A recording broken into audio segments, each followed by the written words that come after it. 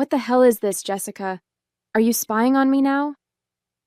Richard slammed his phone down on our kitchen counter so hard I thought the screen might crack. His face was flushed with anger I'd rarely seen in our 27 years of marriage. I was just wondering where the money went, I said, fighting to keep my voice steady. Our savings account is practically empty. 30 years of retirement funds just gone. You checked our accounts without asking me? You're paranoid and controlling. He ran his hands through his salt and pepper hair in exasperation. This is exactly the problem with our marriage. You don't trust me to handle anything. Richard, $487,000 doesn't just disappear. I have a right to know. A right? He laughed harshly. You haven't worked in 20 years. That money is from my career, my sacrifices. The words stung like a physical slap. I had given up my career as a paralegal to raise our 3 children while he climbed the corporate ladder at Midwest Financial. We had agreed together that one of us would be home for the kids. It had been our decision, our shared sacrifice for our family. If you can't trust me, maybe we shouldn't be married anymore, he continued, his voice suddenly cold and deliberate. Maybe a divorce is what we need. I felt the blood drain from my face. Are you serious? After 27 years, you'd throw everything away rather than just tell me where our retirement savings went? Instead of answering, Richard stormed upstairs. I heard drawers opening and closing, closet doors slamming. When he returned, he had a suitcase in hand. I need some time away from your accusations. I'll be back when you've calmed down and are ready to apologize. Apologize? For asking about our financial future? He was already heading for the door. I'll call you when I'm ready to talk. Don't try to contact me. I need space.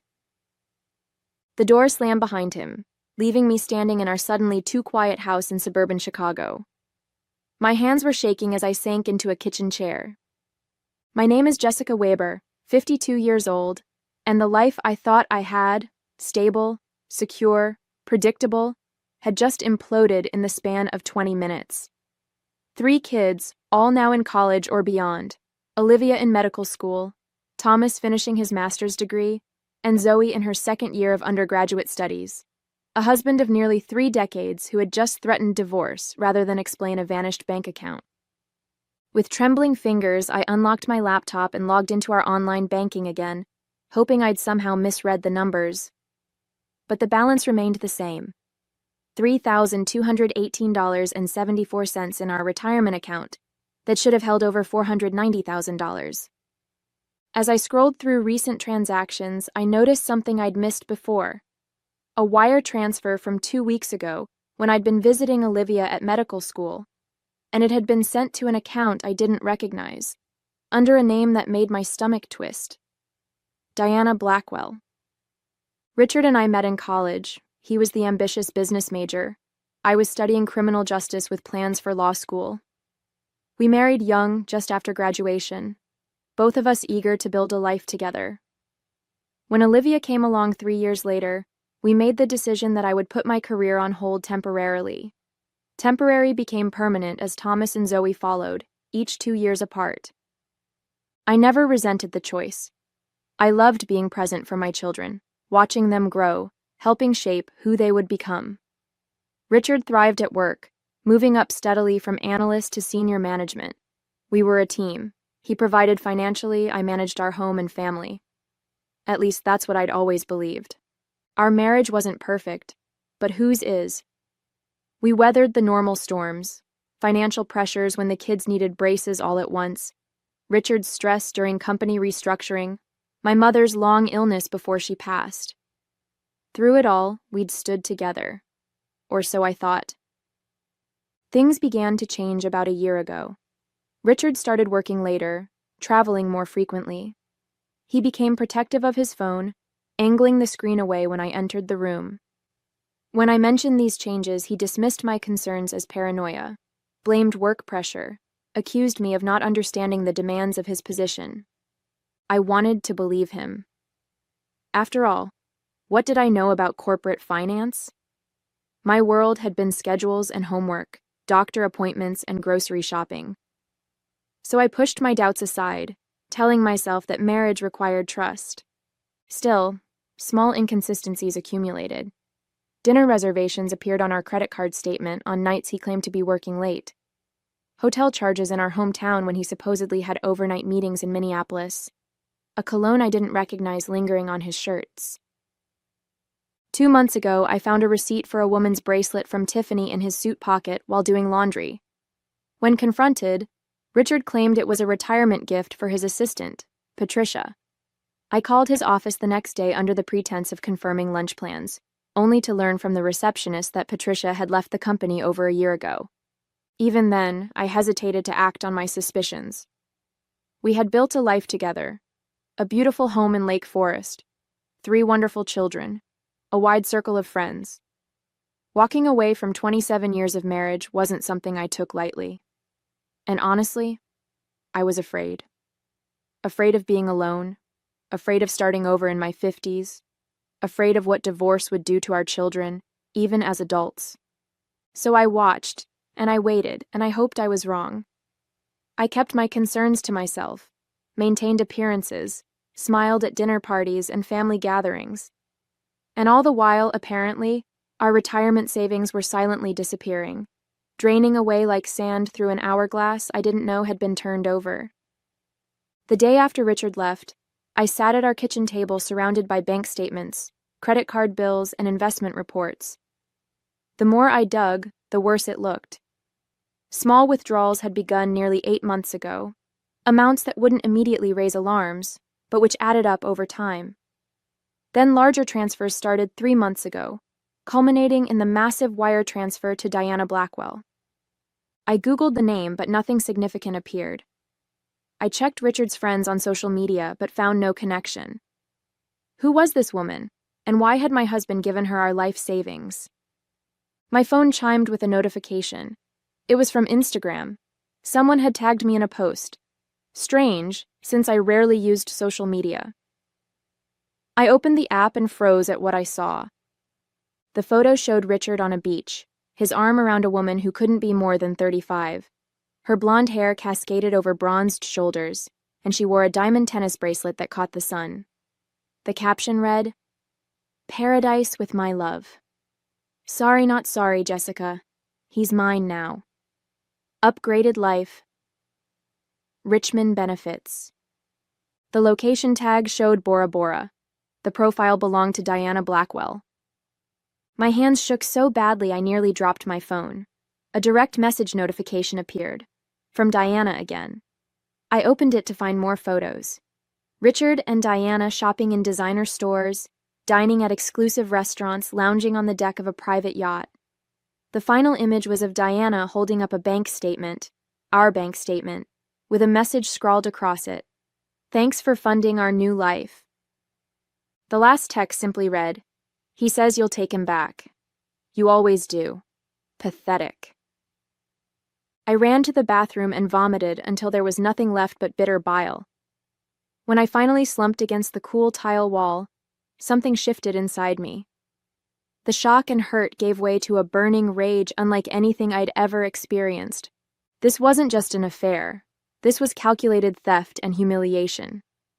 My husband hadn't just betrayed our marriage. He'd stolen our future, and was flaunting it publicly, allowing his mistress to taunt me with the evidence. I returned to the kitchen and stared at the financial documents spread across the table. With sudden clarity, I realized I'd been approaching this all wrong. This wasn't just a marital problem, it was a crime.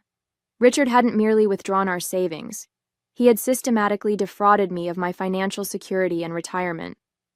As the wife of a financial executive, I'd absorbed more than I realized over the years. I knew about community property, about fiduciary responsibility in marriage, about financial fraud. Most importantly, I knew exactly who to call. I picked up my phone, surprising myself with how steady my hand had become. My friend Valerie had gone through a brutal divorce 3 years ago. She'd mentioned the name of her divorce attorney, a woman who specialized in high-conflict cases involving financial misconduct. Before I could second-guess myself, I dialed the number. "Hello, I need to speak with Catherine Wilson. It's urgent." As I waited to be connected, I began taking photos of every document on the table. Richard and Diana had underestimated me severely. They thought I was a passive housewife who would fall apart, beg for reconciliation, and accept whatever crumbs Richard decided to throw my way. They were about to learn how wrong they were. Catherine Wilson's office was sleek and understated, with panoramic views of downtown Chicago. The attorney herself matched her surroundings, polished, professional, with an air of contained intensity that immediately put me at ease. This was a woman who knew how to fight. Financial infidelity combined with actual infidelity, she said after reviewing my documents and the social media evidence. Unfortunately, I see this more often than you might think. Spouses, usually husbands, who decide to start a new life but want to fund it with marital assets. Can we get the money back? I asked, the question that had been haunting me since discovering Diana's taunting messages. Some of it potentially. The social media posts actually help us. They're evidence that he's misappropriating marital funds. The court doesn't look kindly on this kind of behavior. Catherine tapped her pen against her legal pad. But we need to act quickly before more assets disappear. I recommend we file for divorce immediately and include an emergency motion to freeze all financial accounts. The word divorce still made my stomach clench, but I nodded. Do it. What else should I be doing? Document everything, every call, every text, every expense. And we need a forensic accountant to trace exactly where the money went. I have someone excellent I work with regularly. By the time I left Catherine's office, a weight had lifted.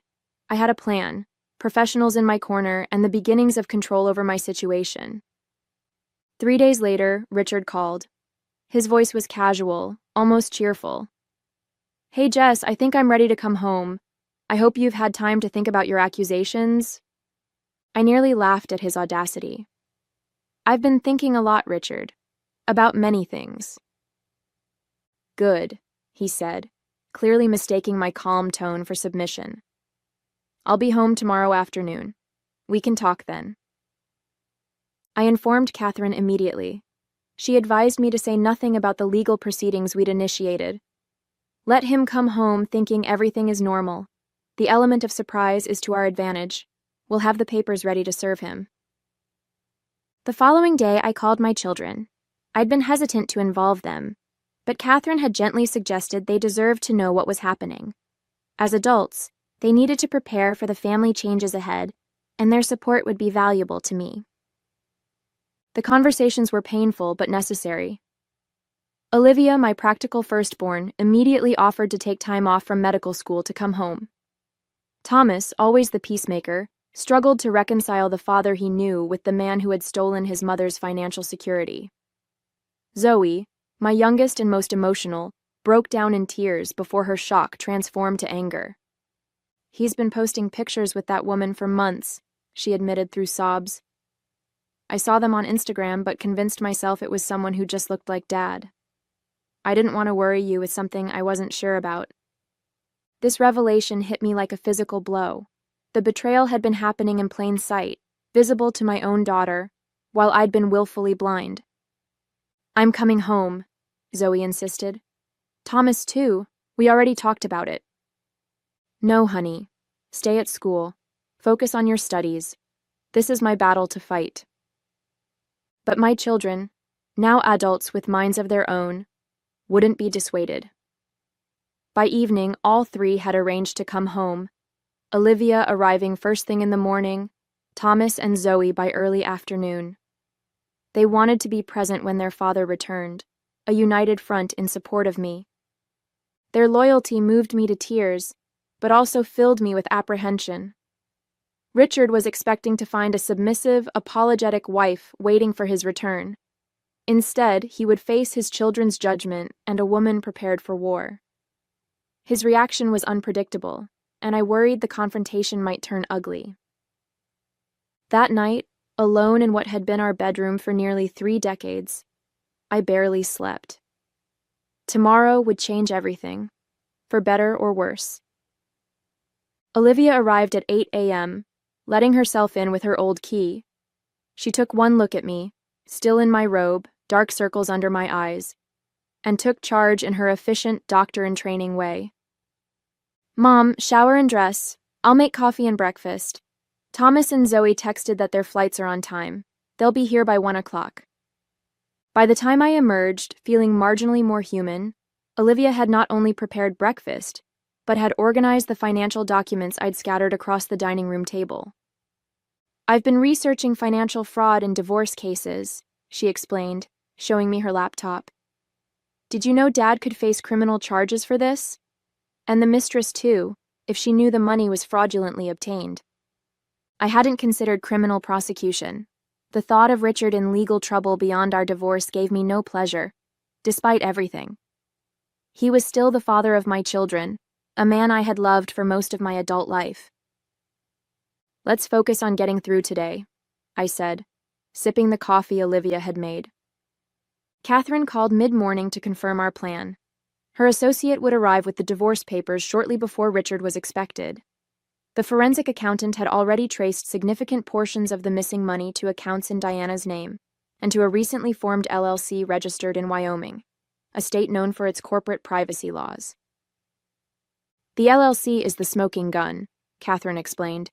"It was created 3 months ago with Richard as the sole member. Nearly $200,000 has been transferred there. This wasn't a crime of passion, Jessica. He's been planning this for months." The revelation sent a chill through me.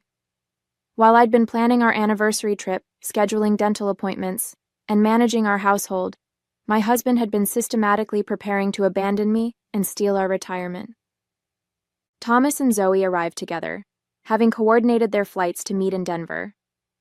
Seeing my 3 children in our family home, united in their support, filled me with a complicated mix of emotions. Gratitude for their loyalty, but profound sadness that we were gathered for such a painful reason. "What's the plan, Mom?" Thomas asked, his expression serious. At 24, he looked so much like Richard at that age that it made my heart ache. Before I could answer, my phone buzzed with a text from Richard. "Flight landed. Be home in an hour. Looking forward to putting this behind us."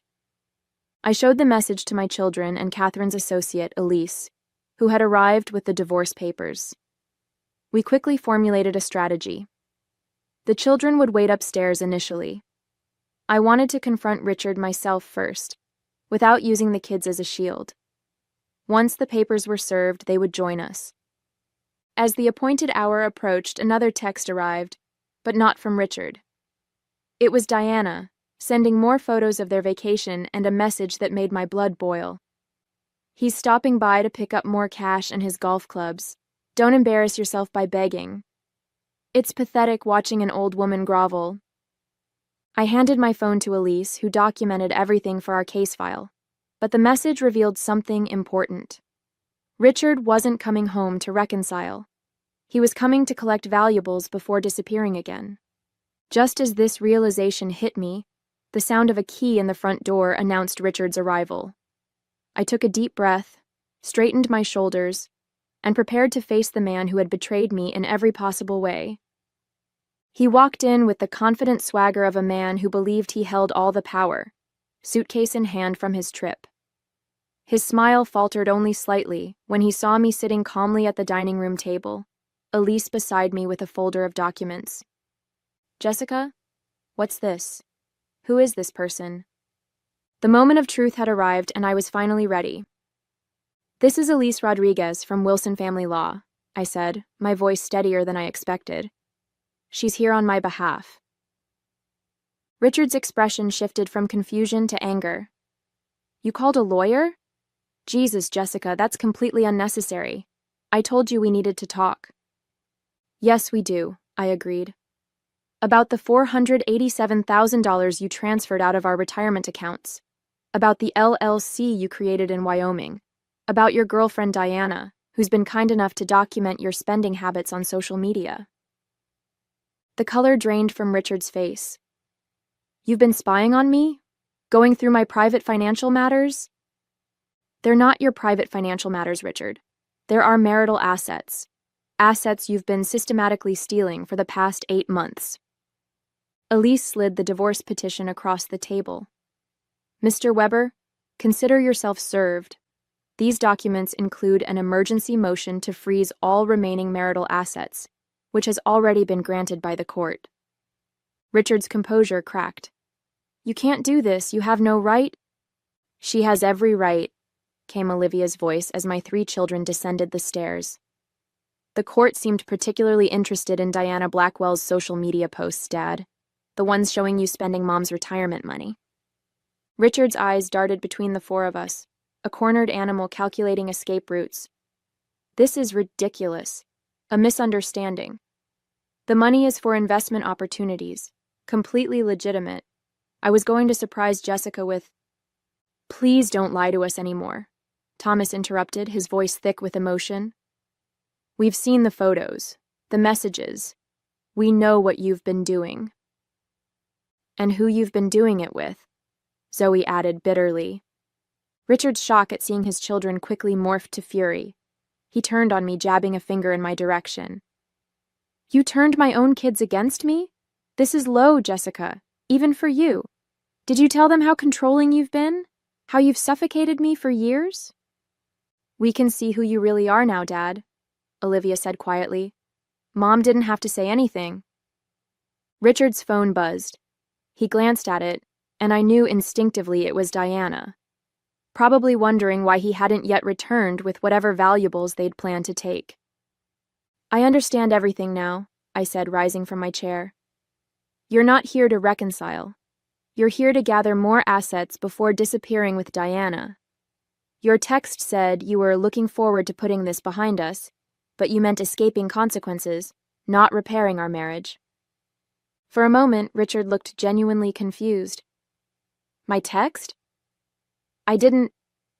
He stopped abruptly, something clicking into place. Diana sent that from my phone. This minor admission, the first honest thing he'd said since arriving, hung in the air between us. You need to leave, I said, keeping my voice level. Your credit cards have been frozen. The court has ordered that you not remove any personal items of significant value from the house. You can take clothing and toiletries. Everything else stays until we have a full accounting. This is my house, too. You can't just... Actually, she can, Elise interjected. The emergency order grants Mrs. Weber exclusive use of the marital residence pending further court proceedings.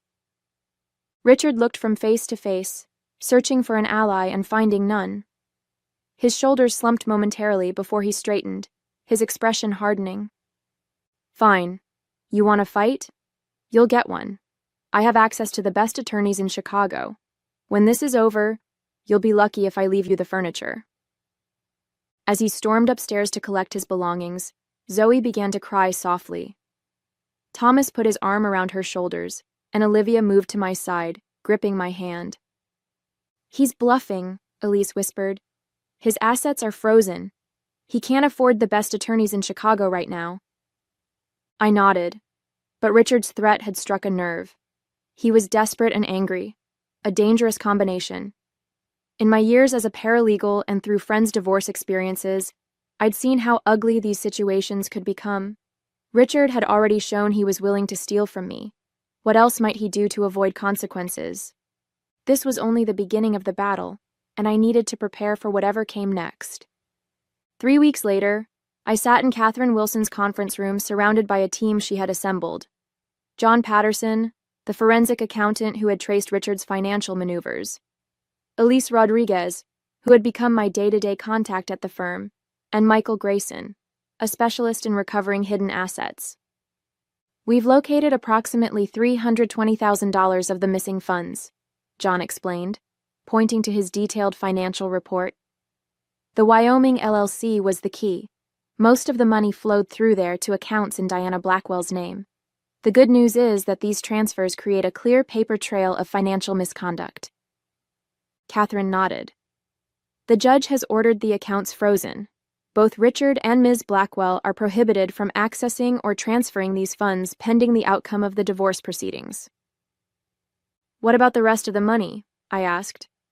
The other $160,000? We've traced about $65,000 to vacation expenses, luxury purchases, and cash withdrawals, John replied. The remaining $95,000 is still unaccounted for, but we have some promising leads. Michael interjected. Richard set up a consultation with my firm 6 months ago, inquiring about asset protection strategies. He didn't retain us, but the timing is telling. He was already planning this even then.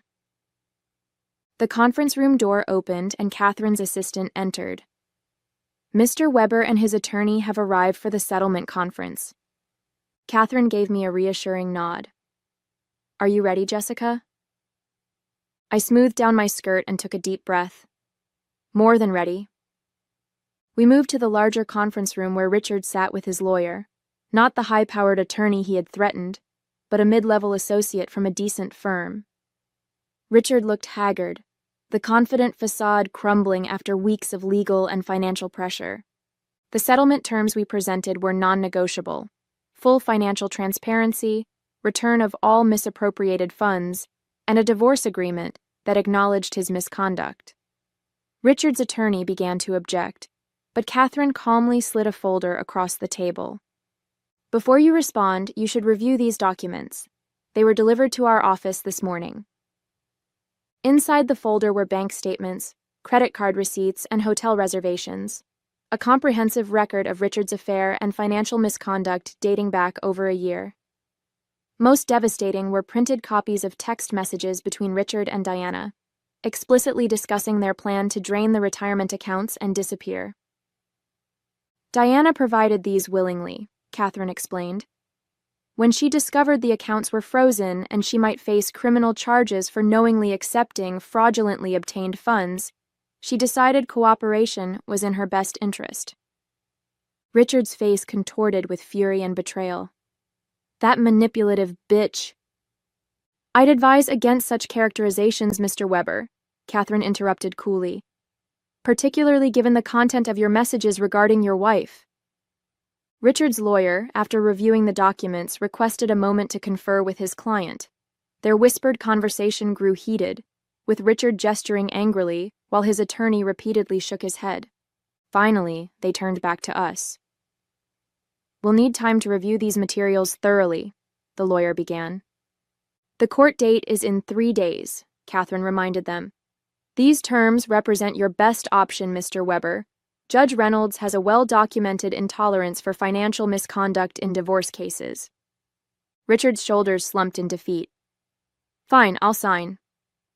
As the lawyers finalized the details, I studied the man I had spent nearly 3 decades with. I felt no satisfaction in his downfall, only a profound sadness for what we had lost, and a quiet relief that I had found the strength to stand up for myself. Outside Catherine's office, my children waited to drive me home. Our family had been forever changed, but not broken. In the midst of betrayal, I had discovered my own resilience and the unwavering support of the 3 people who mattered most. Is it over? Olivia asked as I approached. This chapter is, I replied, linking arms with my daughter, but I'm ready to start the next one. Richard had expected me to beg for forgiveness when he returned. Instead, he learned that sometimes the person you underestimate the most becomes the one you should have feared all along. 1 year later, I stood in the doorway of my new lakefront condo, watching the movers arrange the last pieces of furniture. The floor-to-ceiling windows offered a spectacular view of Lake Michigan, a daily reminder of my fresh start. The divorce had been finalized 6 months ago. With Catherine's expert guidance, we'd recovered nearly all the missing funds, and the settlement had been more than fair. Richard's financial misconduct had worked against him in court, resulting in an asset division that favored me significantly. Diana had disappeared from Richard's life as quickly as she'd entered it, once the money was no longer flowing. Last I heard, Richard had taken a position with a smaller firm in Seattle, starting over at 54 with a significantly reduced lifestyle and shattered reputation. My phone chimed with a notification. It was a group text from my children with a countdown. T-3 days until Mom's graduation. After decades away from the workforce, I had returned to school to finish my law degree. Catherine had offered me a position at her firm as a paralegal while I studied, mentoring me through the process. In 3 days, at age 53, I would finally walk across the stage and complete the journey I had started in my 20s. Olivia was flying in from her medical residency in Oregon. Thomas had taken time off from his engineering job in Colorado. Zoe, now in graduate school in Michigan, had been driving in weekly to help me study for the bar exam. I ran my hand along the smooth marble countertop of my kitchen island. My kitchen, in my home, purchased with my settlement and the signing bonus from the law firm that had already offered me a position in their family practice division. The betrayal that had nearly destroyed me had instead become the catalyst for rebuilding a life that was authentically mine. I had lost a husband but reclaimed myself, my dreams, my financial security, my future. And that, I realized as I gazed out at the endless blue horizon of the lake, was the most valuable asset of all.